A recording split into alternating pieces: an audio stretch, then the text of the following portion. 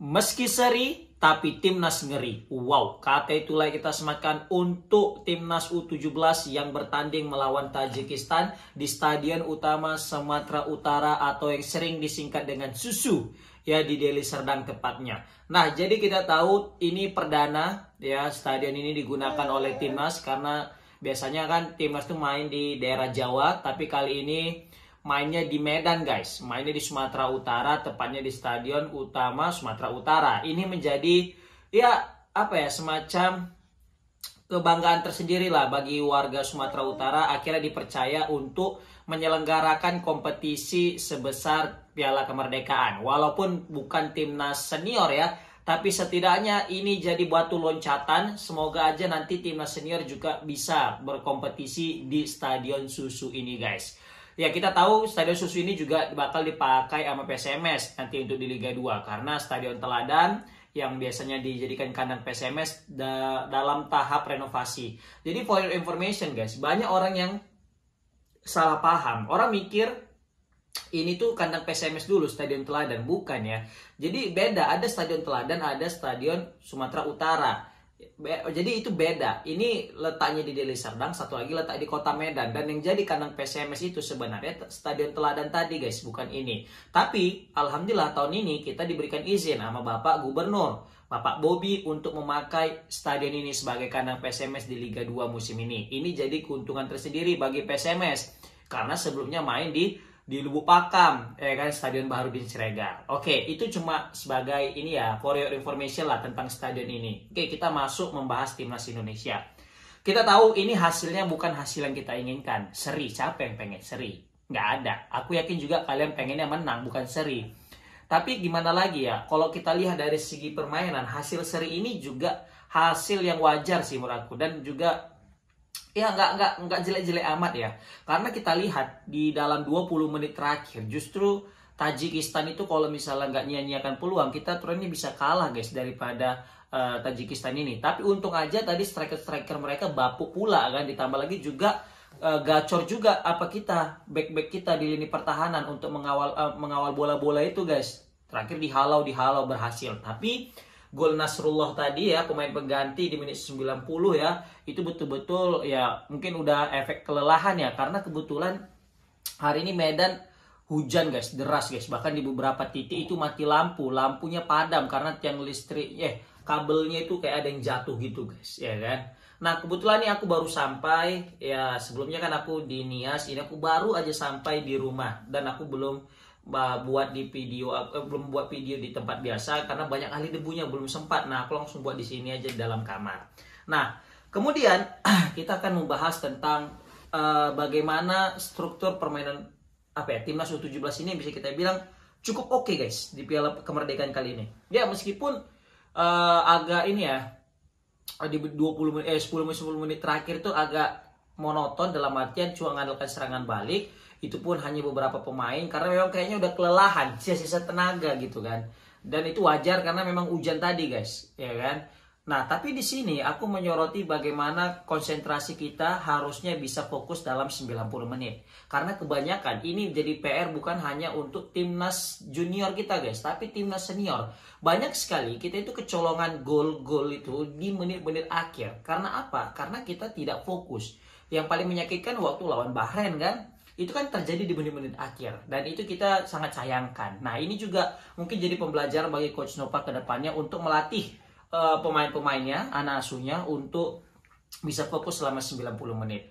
Tapi di sini aku sangat menyoroti, ya, tapi lebih baik lah kalau kita bandingkan dengan timnas U23. Ini jauh lebih baik sih fisik mereka, guys. Serius. Ditambah lagi badan mereka juga lebih berisi-berisi gitu kan, lebih kekar-kekar gitu. Mungkin ini bisa kita bilang, ya, hasil didikan daripada Sintayong juga sebelumnya yang menekankan masalah fisik. Karena jujur hampir di menit 80-an itu masih kuat timnas kita lari-lari. Nah, sedangkan timnas U23 kita kemarin itu di menit 60-70 udah mulai kewalahan.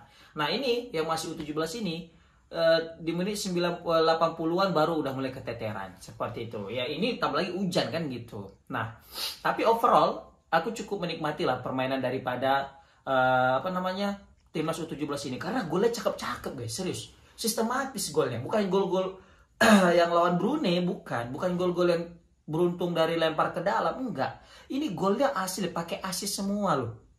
Apalagi gol pertama, gol kedua, ya kan, gol Mirja itu cobalah. Cakep kali cuy, serius.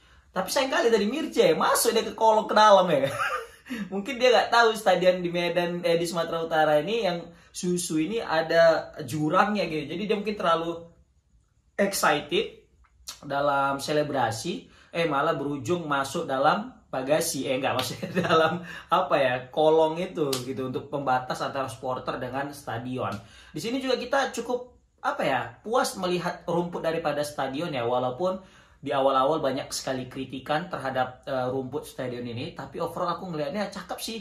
Ya mungkin tayangannya aja ya, mungkin ya broadcastnya yang mungkin masih perlu dievaluasi. Kayaknya cocok juga ini kalau yang ngambil ini RCTI ya kan, pertandingan ini. Iya. Karena rame nih di sosmed membicarakan tentang tayangan daripada Liga Indonesia seperti itu, dan yang mana di situ ya sama yang menyiarkan di Liga Indonesia dan juga Piala Kemerdekaan ini. Dan di situ kita juga melihat ada sosok Pak Erick Thohir juga tadi hadir ya, bersama dengan Bapak Gubernur Sumatera Utara Pak Bobi, dan juga Pak Arya Sinulinga yang sudah mungkin bekerja keras banget dalam mensukseskan Piala Kemerdekaan ini, karena beliau ini tiada henti selalu ya membroadcast di sosial medianya tentang perkembangan Piala Kemerdekaan ini guys. Dan juga aku tadi bingung ya, kenapa Matthew Baker kayak agak protes-protes tadi. Kalian kenapa nggak waktu di akhir-akhir pertandingan kayak agak protes, nggak senang gitu ya? Mungkin kalian bisa komen di kolom komentar guys. Nah tapi kalau misalnya ditanya permainan Timnas U17 itu lebih cakep daripada Timnas U23. Padahal pemain daripada Timnas U17 itu ya bisa kita bilang lawannya kuat guys, Tajikistan. Sedangkan Timnas U23 kita itu lawannya kan masih tim Asia Tenggara, yang notabene kalau kita bandingkan itu jauh guys, serius. Tapi Timnas U17 ini masih mau megang bola, masih berani dan mencetak gol dengan ciamik. Ini menjadi PR besar nih bagi Gerard Vandenberg. Tapi wajar juga sih, mungkin karena Gerard Vandenberg masih baru ya dalam mengasuh anak U23, jadi masih belum perform banget, masih butuh adaptasi.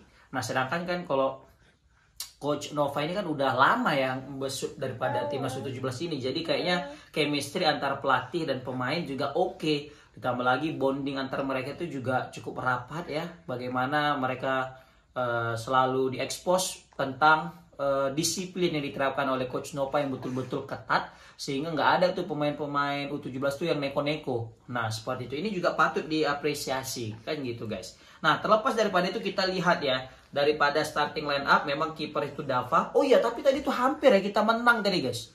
Di menit-menit akhir tadi tuh kapten kita Iputu Panji hampir aja mencetak gol di menit 90 plus melalui